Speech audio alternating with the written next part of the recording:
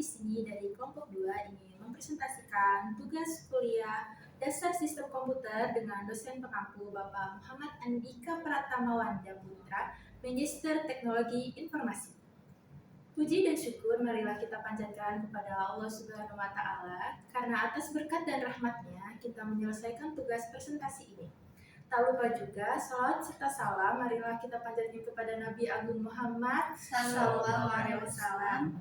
Langsung saja kita presentasikan materi tentang komponen SIM yang akan dipaparkan oleh saya sendiri, yaitu Ana Rizky Pratiwi sebagai pemateri 1 dan rekan saya Alifah Syartawinanda sebagai pemateri 2. Saya Muhammad Adil Fakis sebagai pemateri 3. Saya Burhanuddin Ahmad Zuhri sebagai pemateri 4. Langsung saja kita ke presentasinya. Jadi saya di sini sebagai pemateri pertama yang ingin memaparkan tentang pengertian SIM. Pengertian SIM yaitu untuk mengelola informasi dalam organisasi guna mendukung pengambilan keputusan. Sistem ini juga mengintegrasi teknologi informasi dengan proses bisnis untuk meningkatkan efisiensi, efektivitas, dan responsivitas. Selanjutnya saya akan memaparkan materi kedua, yaitu komponen utama SIM. Yang pertama ada perangkat keras, yaitu hardware seperti mesin fisik, server dan komputer yang menjalankan sistem. Contohnya server database untuk menyimpan informasi pelanggan. Yang kedua yaitu perangkat lunak atau software, aplikasi dan sistem operasi untuk mengelola informasi. Contohnya SAP untuk manajemen sumber daya perusahaan dan CRM untuk hubungan pelanggan. Yang ketiga yaitu data, informasi yang dikumpulkan dan diolah baik mentah maupun terstruktur. Contohnya data penjualan, inventaris, dan umpan balik pelanggan.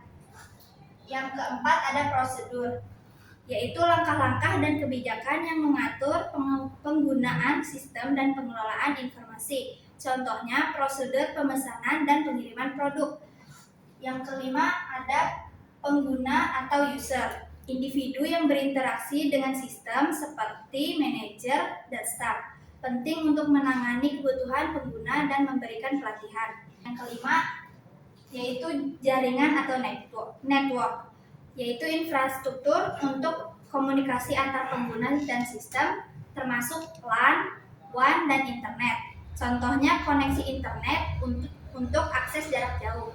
Dan yang terakhir ada manajemen dan kebijakan, yaitu kebijakan yang mengatur penggunaan SIM termasuk keamanan, data dan kualitas informasi. Kebijakan yang jelas diperlukan untuk penggunaan yang etis dan bertanggung jawab. Saya akan memaparkan materi ketiga, yaitu tentang contoh penerapan. Yang pertama, perusahaan retail.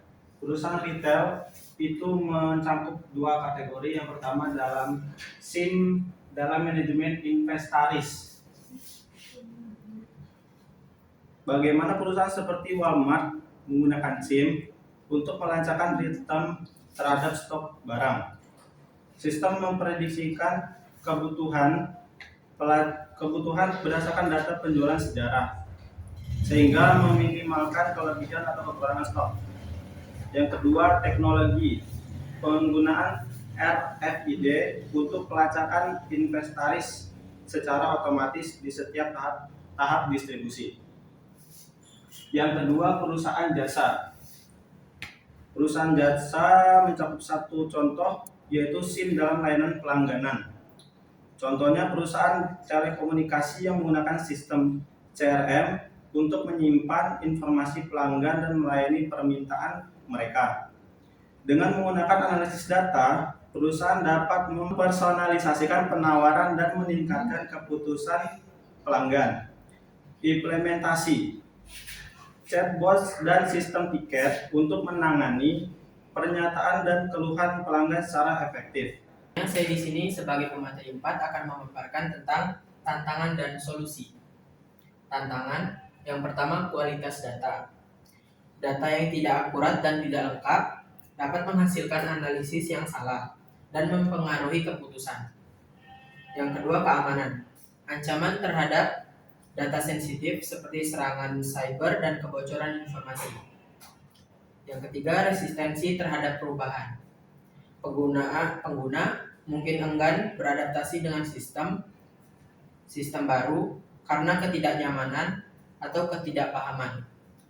Solusinya, untuk yang kualitas data, melakukan pengecekan rutin untuk memastikan akurasi dan kelengkapan data, mengimplementasikan sistem untuk validasi data saat input. Untuk tantangan yang kedua yaitu keamanan, solusinya yaitu menerapkan langkah-langkah keamanan seperti enkripsi data, firewall, dan pelatihan tentang praktik keamanan cyber bagi karyawan. Untuk yang ketiga yaitu resistensi terhadap perubahan, solusinya yaitu pelatihan dan edukasi. Memberikan pelatihan berkelanjutan kepada pengguna untuk meningkatkan keterampilan dan pemahaman mereka terkait sistem. Baik, itu tadi pemaparan materi dari kelompok 2. Semoga materi tersebut dapat dipahami dan bermanfaat bagi rekan-rekan sekalian. Mungkin cukup sekian, dan apabila ada kesalahan kami mohon maaf. Jika ada pertanyaan, Boleh boleh komen komen di di bawah. bawah. Kami akhiri. Kami Kami akhiri. akhiri. Wassalamualaikum warahmatullahi wabarakatuh. Sampai jumpa.